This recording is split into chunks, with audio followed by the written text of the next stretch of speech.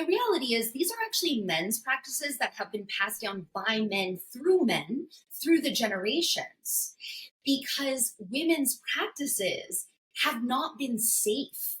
They have not been, it has not been safe to practice in an honoring of the truth of the deep labyrinth of transmission that comes through the feminine body for a few thousand years. And so it has been like, I do like that concept of these spiritual teachings really being like a gateway drug for women, because it's like we get a taste of like, what is it to feel alive? What is it to feel free and connected to our spirit?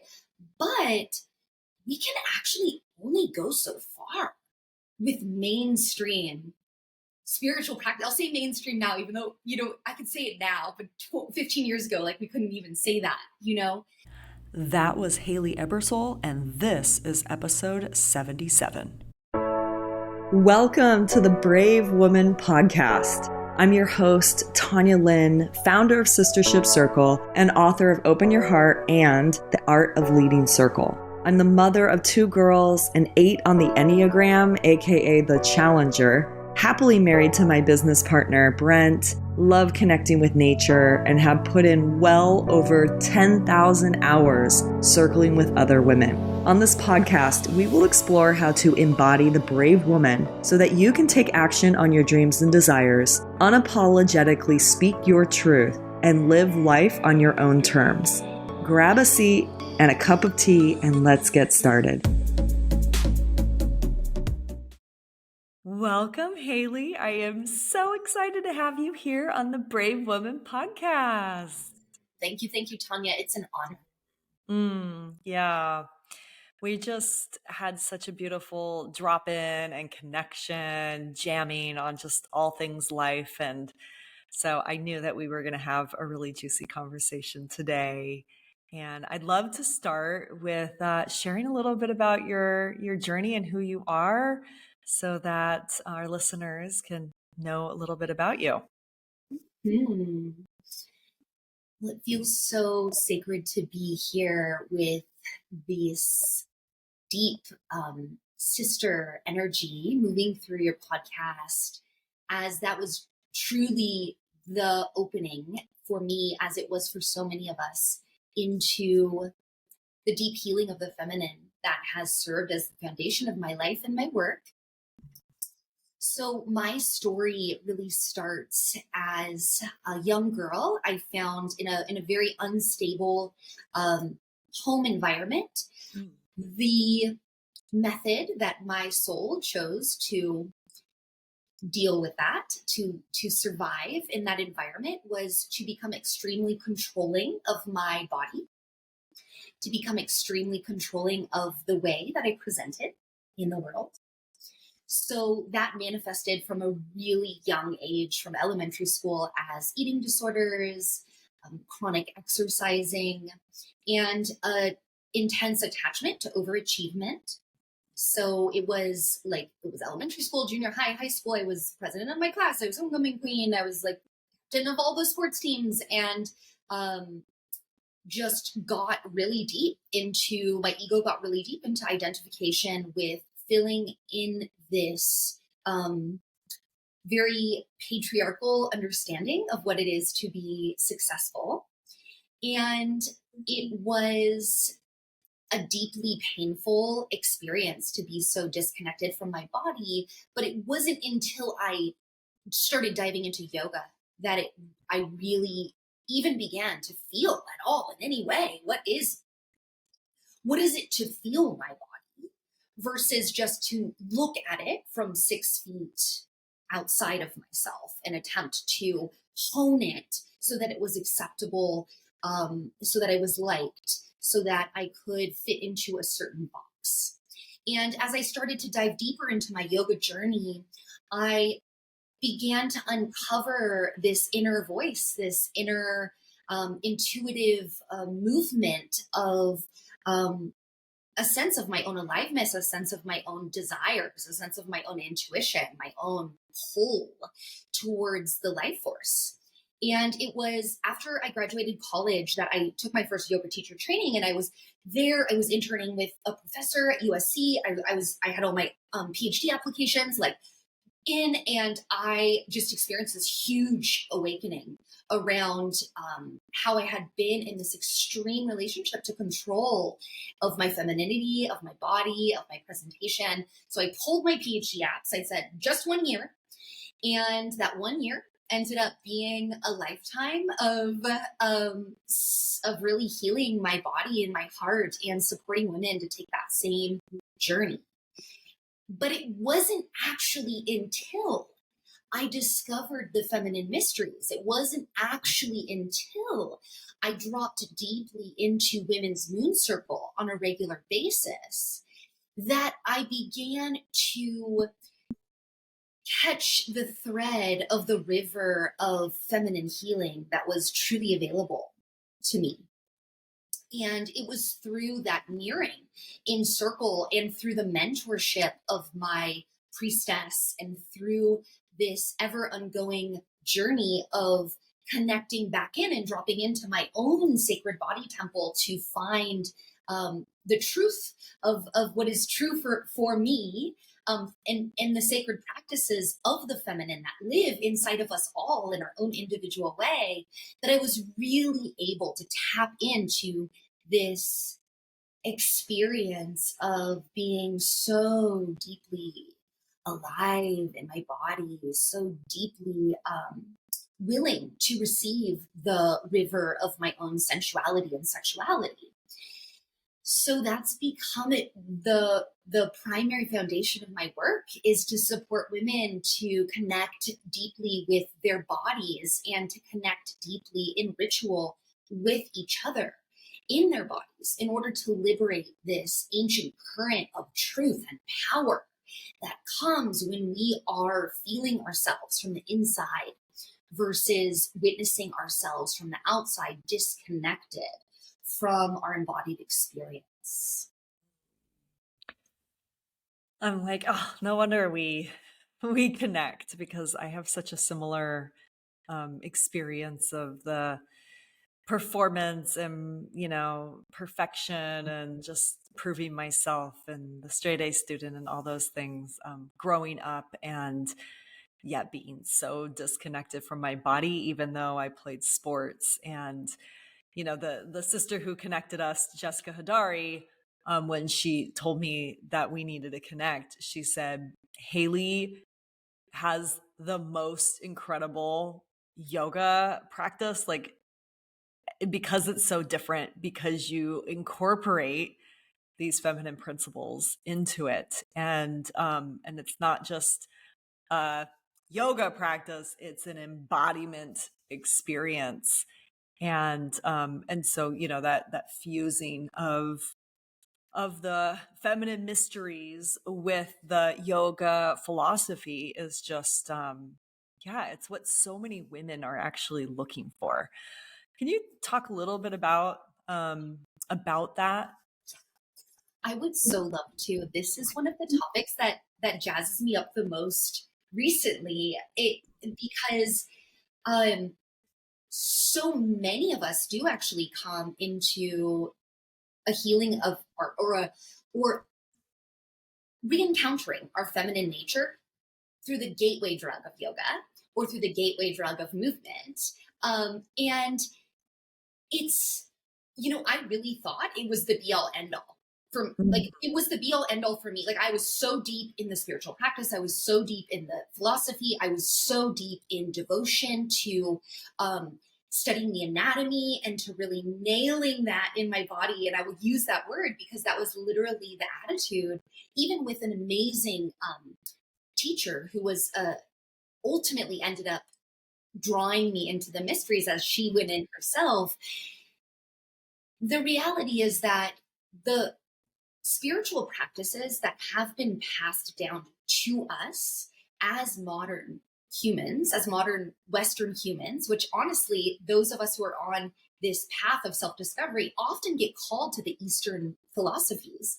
And the reality is that as powerful and beautiful and profound and important as these practices are, the reality is these are actually men's practices that have been passed down by men through the generations, because women's practices have not been safe.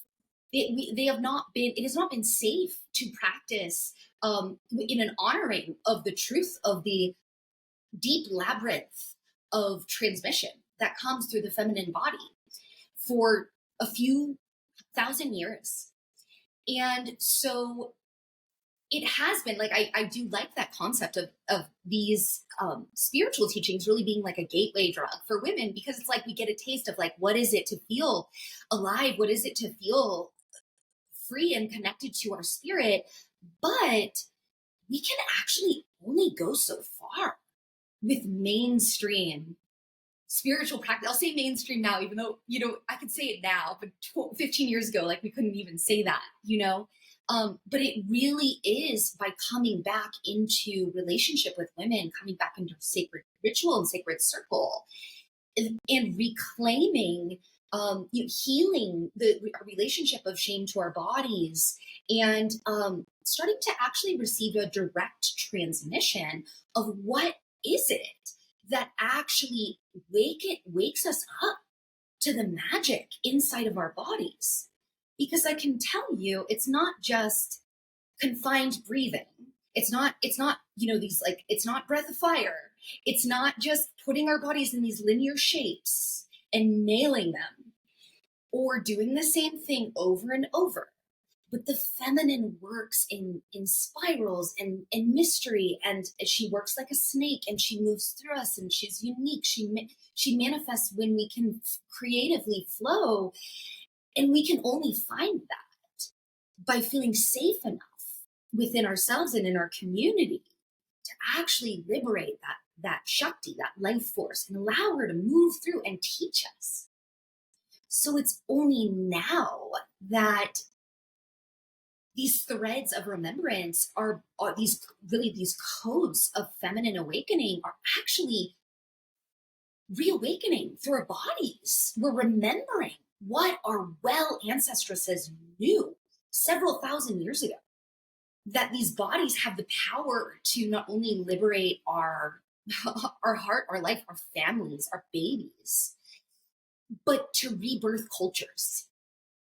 So now with movements like the Women's Circle movement, this is where we're really seeing, and as you all know, and your listeners know, I mean, in 20 years, this conversation is going to be completely different, because we're going to have this whole new relationship to our embodied practice, our spiritual practices, our ritual practices that are actually deeply rooted in the authentic movement of the feminine through ourselves, versus these staunch lineages or dogmas that, as helpful as they are, they can only get us so far until we're actually able to unlock what is wanting to move through us as a direct transmission.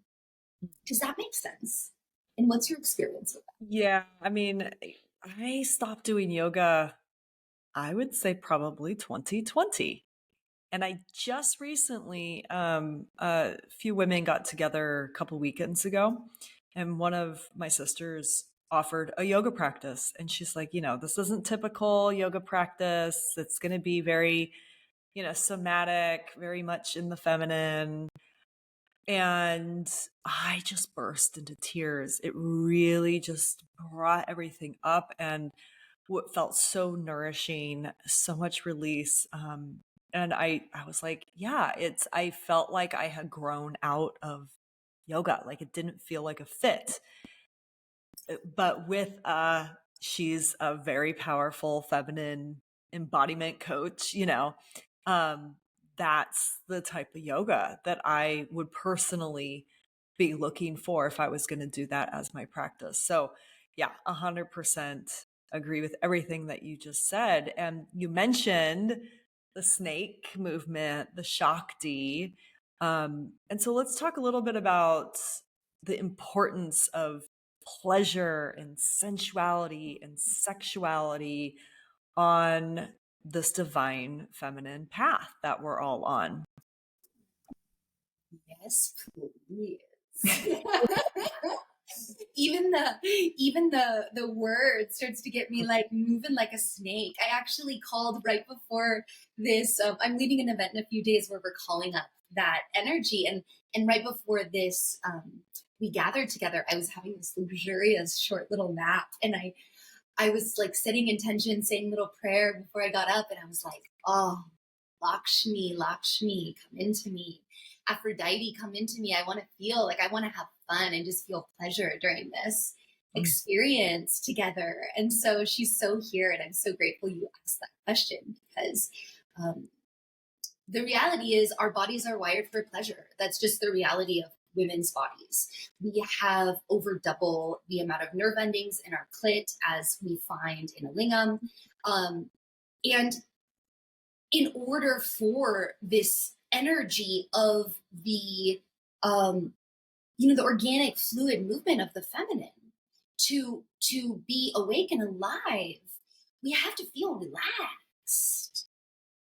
And we experience this in a very visceral way in our sexual relationship to ourselves. The reality is, as women with the power to birth, if we're trying to conceive, be that a child or anything else, and let's just talk about a child, if we're making love and attempting to create a child, we are half as likely. I personally think it's a lot less. This is what the stats are saying. I feel like stats are always coming from a very particular viewpoint in the scientific realm, but the likelihood of conceiving is so much lower when there's any stress or tension, which makes complete sense. If we're going to bring life into the world, the life force doesn't want to bring it into a stressful situation. It's basic evolution. And so as women, whatever we're attempting to create, and I know so many of us, those of us who are tapped into this community, your community, are attempting to really create a world that is to really move into a new paradigm, not a paradigm of global war and environmental degradation, but actually to move into this paradigm of collaboration and deep support and connection and communion with the earth and collaboration with the earth. So as leaders, as we're birthing this new world, the importance of being present in our relaxation and in our ease is imperative.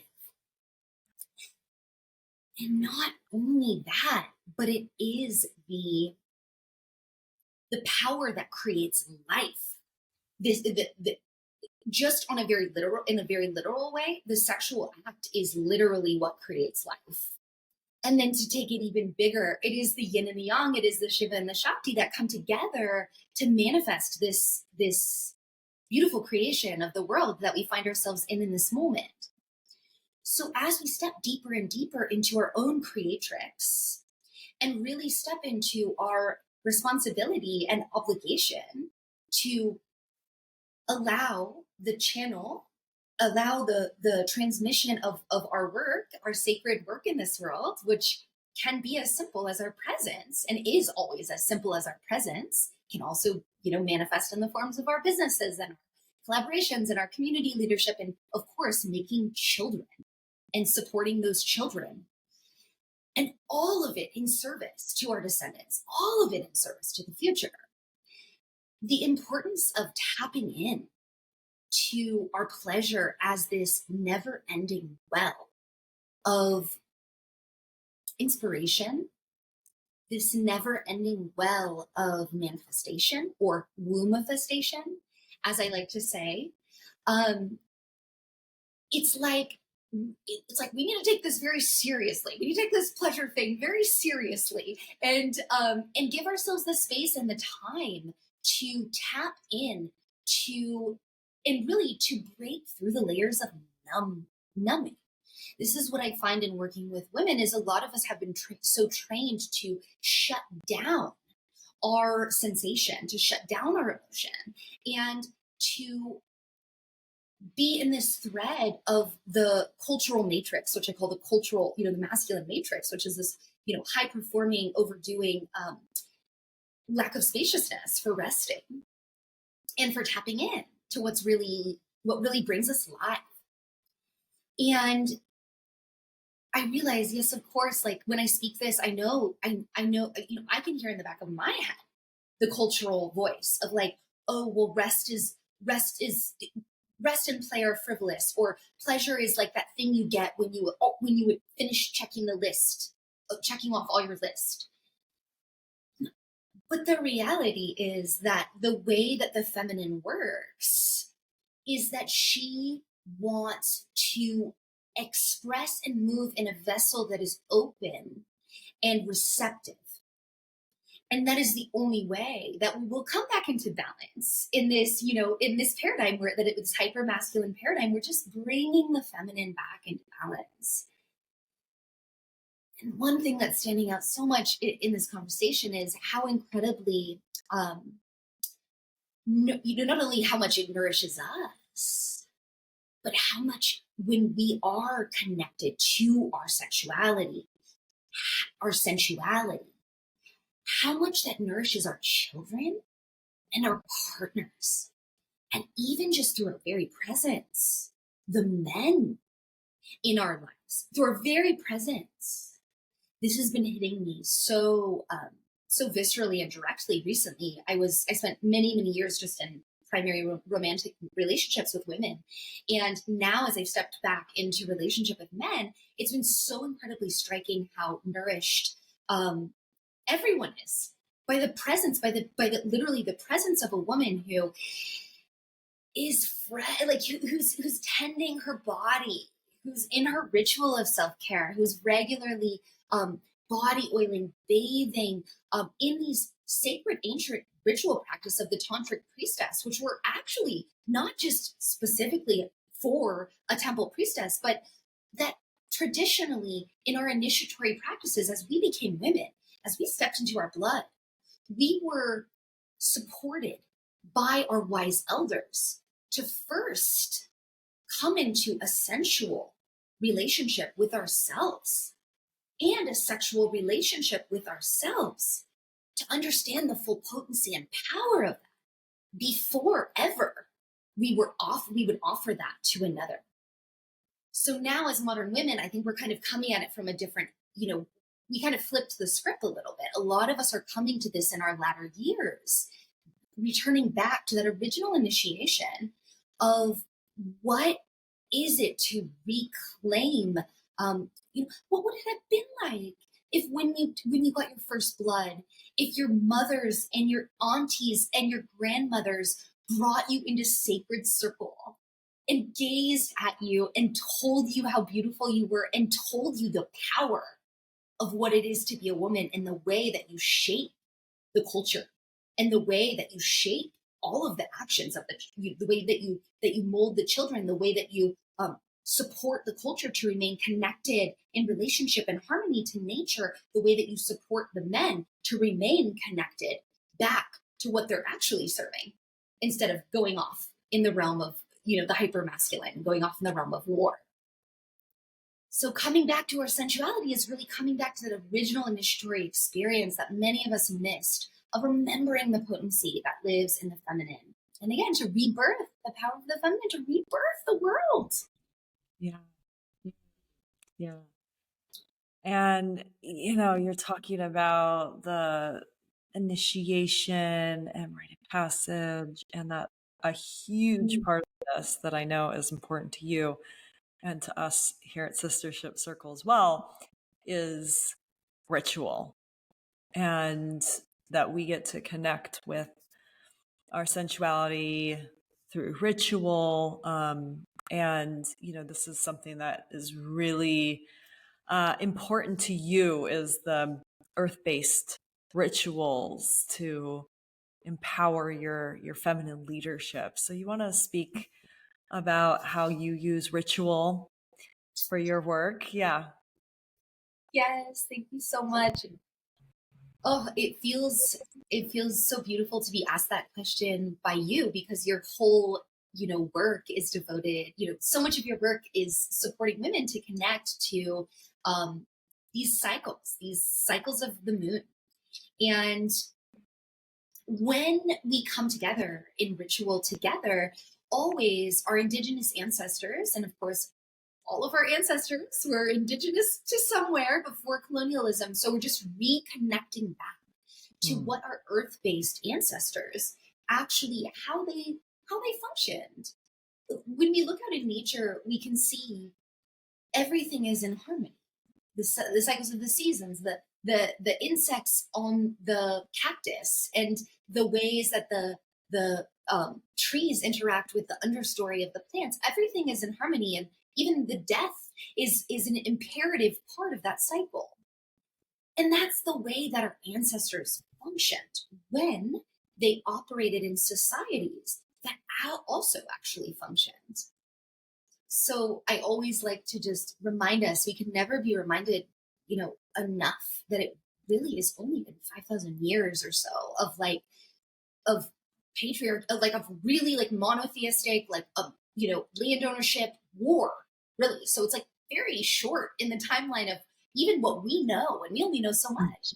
But if we look back and we see the figurines 30,000 years ago of the great goddess, we can see and we can trace this archaeological evidence to understand that, of course, and of course our native wisdom keepers are still holding these traditions, that of course our people practiced ritual in alignment with the harmony, in harmony, in alignment with the moon, with the cycles of the sun, both on a daily basis and also on a yearly basis, with the solstices, the equinoxes, the cross-quarter holidays, and these astrological locus points that our people were so tuned into. And so as women, when we come back into a remembrance of the deeply potent alignment that occurs when our own beautiful planet Gaia aligns to the moon, when the moon aligns to the sun, and when we have these sacred moments in our year, there's a transmission that's coming through that's so much more than just it's beautiful to come together with women or with our people anytime. And when we allow the cosmic potency, when we align our ritual to the cosmic potency, there's a whole other level of transmission that comes through. And when we come back into a really direct relationship to nature through our rituals. So I see, all women's rituals are just highly, highly transformative. And there are some bare bones building blocks that nature has laid out for us around what are the most potent building blocks of any ritual, or what is the highest kind of juiciest powers that we can kind of tap into. And when we just kind of get down and we just clear it all away, what I have found is that connecting with the elements, connecting with the basic of earth, air, fire, water, space, connecting with the astrological zodiac and all of the ways that these archetypes live within us, connecting with literally the earth herself. So literally touching the earth, finding ourselves in nature, taking a walk under the full moon, finding ourselves at sunrise in our practice, or at sunset, singing, chanting, moving into direct relationship with the plants. I was actually out today, so I'm in a new neighborhood. I purchased a house. I'm in a new neighborhood, and so I've been a couple months trying to feel out who's here in this environment that I can take as a teacher. Who's here to teach me? And it's really taken me a couple months of dropping in deep on hikes to today. So we recently had a deep drop in your program around boundaries, and I'm leading another course in next week around boundaries. And I've also had some really fascinating experiences in my last couple weeks around like needing to state some really clear boundaries. And I was so struck. Oh my God, the cactuses here in Sedona are so magnificent, but right now it's almost summer and their bulbs, their beautiful fruits are they're popping off with these magical flowers. And it only happens a very short window here.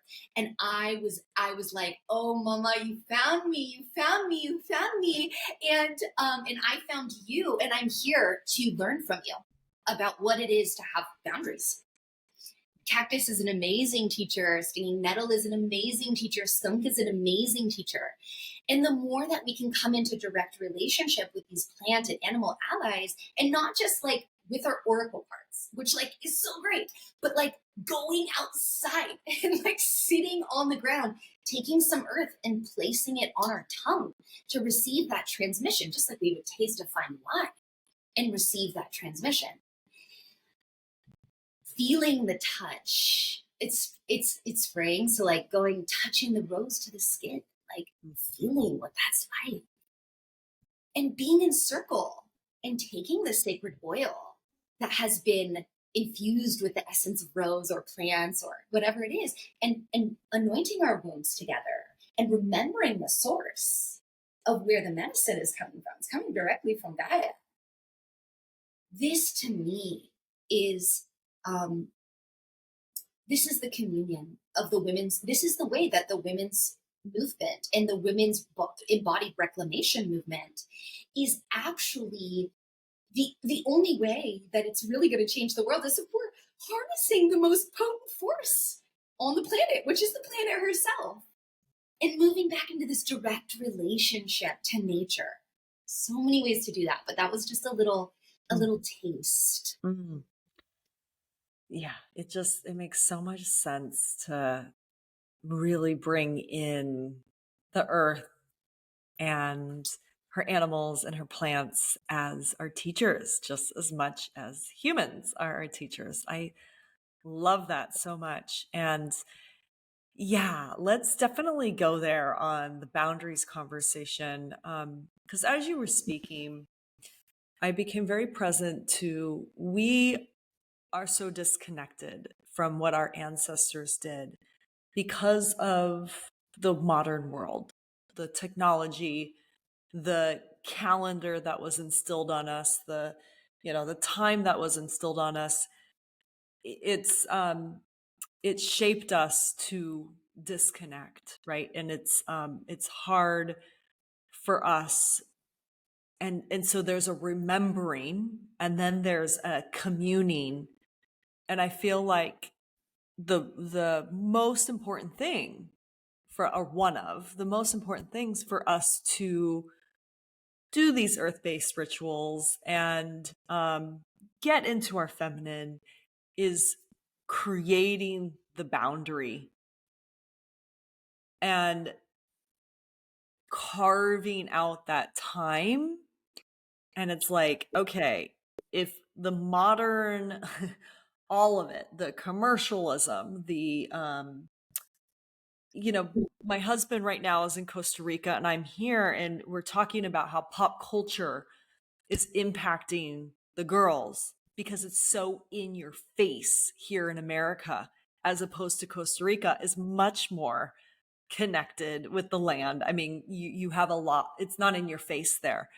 And so again, that boundary of what are you having to say no to so that you can say yes to creating this connection with self, with the feminine, with the earth, So anyway, some of the work that you do around boundaries, and you came to sistership and talked about that, and evoking Kali as one of the goddesses, one of the dark goddesses, for us to help establish those boundaries.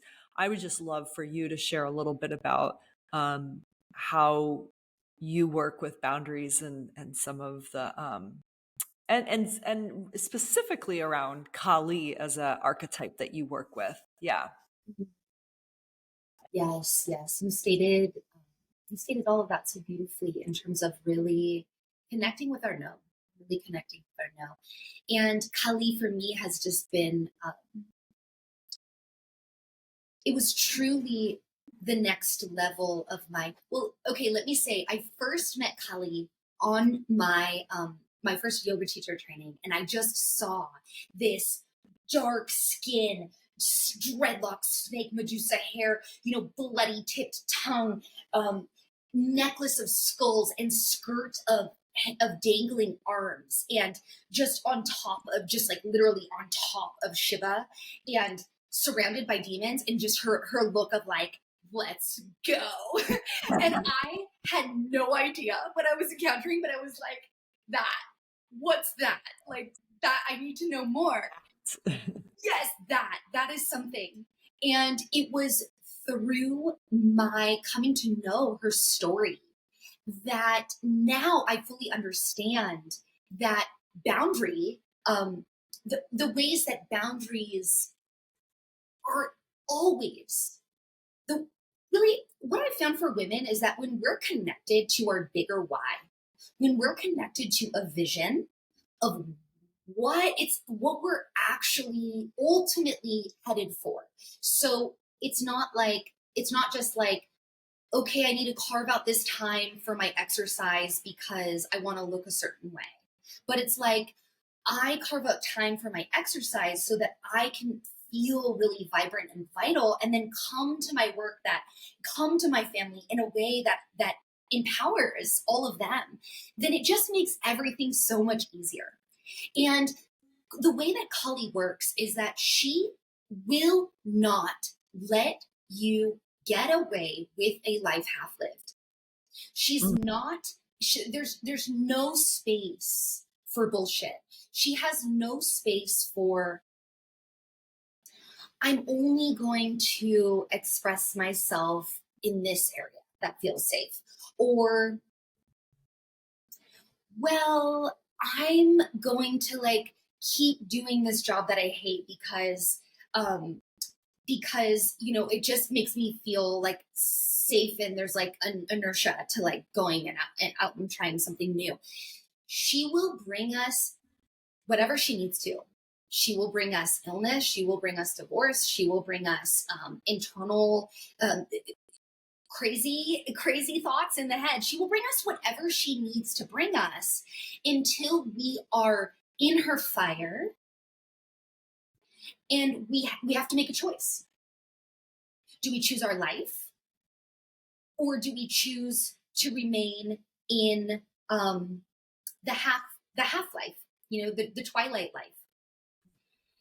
And it's through her fierce commitment to our full liberation, through her fierce calling us out and calling us in to our full expression, to our gifts, that does come through the shadow work. I mean, it does come through the shadows. It does come through the challenges. That's the way it works. So our boundaries are where the rubber meets the road in terms of our shadow work. That we are going to be called to create sacred boundaries around our self-care, our well-being, our community, sisterhood connections, for example. Just as we're going to be called to create boundaries in our relationships in terms of how it is appropriate to speak to us, how much of our time and energy we are willing to give, so long as it's reciprocal. There are all the ways that we are being like where we get rubbed a little bit the wrong way. Like, so for example, I recently purchased this house, and I like sectioned off half of it to actually rent. And so I have this new, these new like tenants in this part of my house. And it's been a really wild journey because I didn't know that they were smokers, like when they moved in, and like, it was like it was just this whole revolution. Like I didn't know, like to not say that. I just assumed because I just don't. And so of course I want to be like chill and nice, and they're great, and I like love them, and I want to just, like be cool and whatever. And the air I breathe is actually incredibly important to me as someone who devotes my life to being, in supporting others to be in their well-being. And so I've had to really call on Kali Ma and ask her, how can I speak the fierce truth in a way that is kind while remaining connected to the bigger picture of what I'm serving, so that I can create an environment so that I can show up fully to my people, and I can show up fully to my work and show up fully to my beloveds. And also that I can show up in my full integrity and authenticity. And this is the deal with boundaries, is that integrity and authenticity and boundaries, like they're all the same thing. And when we're not speaking our truth, or we're not creating sacred space for ourselves to be present, or we're not our inner masculine. This is the way I really support women to connect with their own boundaries, is to find that sacred inner masculine, that divine masculine, whose role is at all costs to protect the sanctity of spirit that moves through the feminine. And so we call on our sacred masculine to create that strong boundary, to use the fierce voice, sometimes of the dark goddess, that is always the immense, kind, the deeper, the undercurrent of the dark goddess is like the most powerful, potent love you've ever experienced in your entire life. I mean, that's literally what the dark goddess has on offer for you. She's going to bring you into the underworld only so that you can burn away the bullshit and come back as the being that you are meant to be, the life you're meant to live.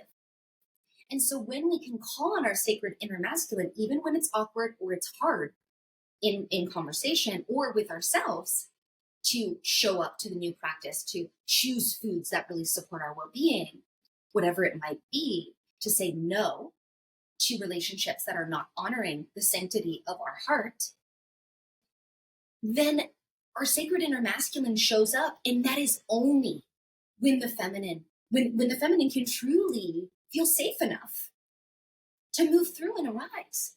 And the feminine, she is our intuition.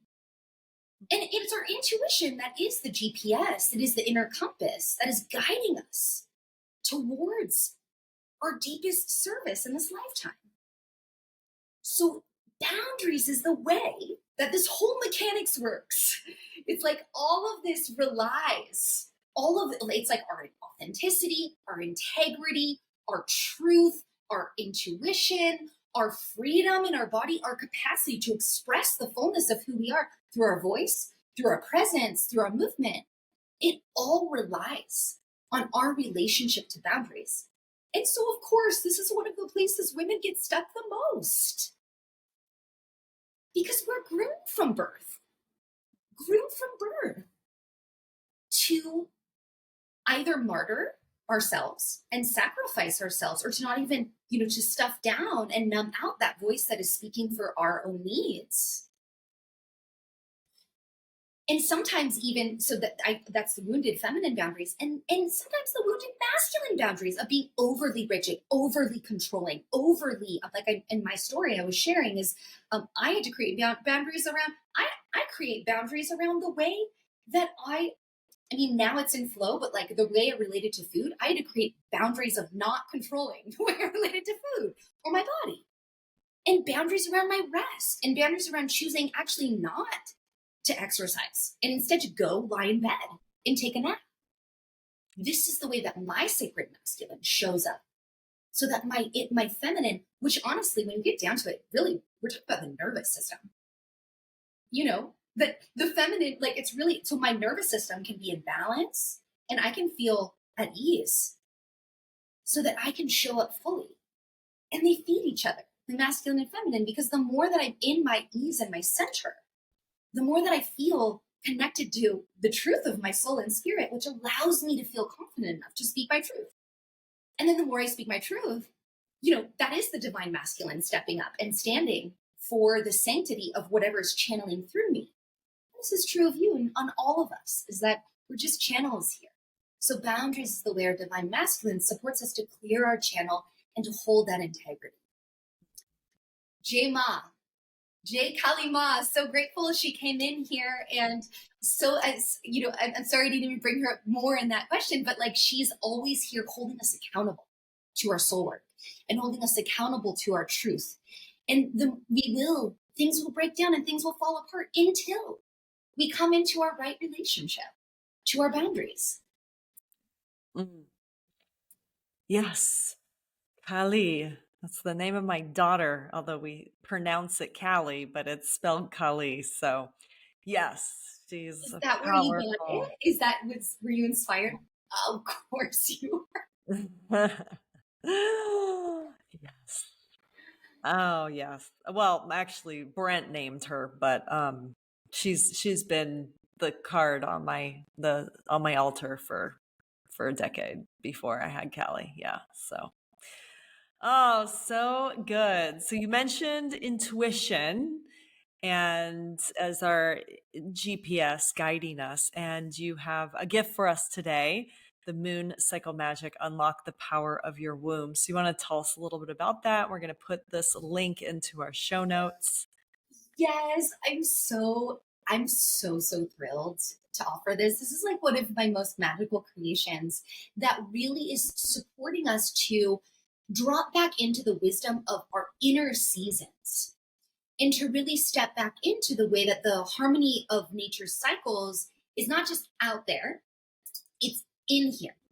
And when we can connect with nature through our own bodies, through our own hormonal cycles, even if we no longer bleed, we are able to access the full range of our feminine experience. I'm ovulating right now, which I love doing podcast interviews or like events when I'm ovulating. I'm just like, ooh, I'm on fire. I had like this amazing workout this morning and I'm just like full of energy. I couldn't wait to get up in the morning. But it's just as imperative when the sanctity of the womb cave calls, when the sacredness of the blood moves through and the oracular capacities of the feminine, or the opening of the gateways to spirit, the opening of the gateways of our intuition, awaken with the blood or with the new moon and with the new moon, that we have the tools and skills to know how can we actually capitalize on the superpowers of each of these seasons of our hormonal cycle.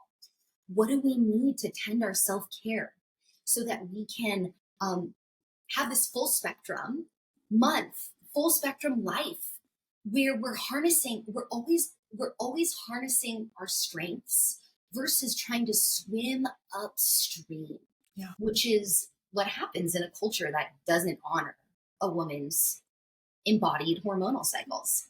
Yep. And there's even some blood mystery stuff in there. So ways to relate to your blood and ritual, and to step back into direct relationship with our sacred sexuality.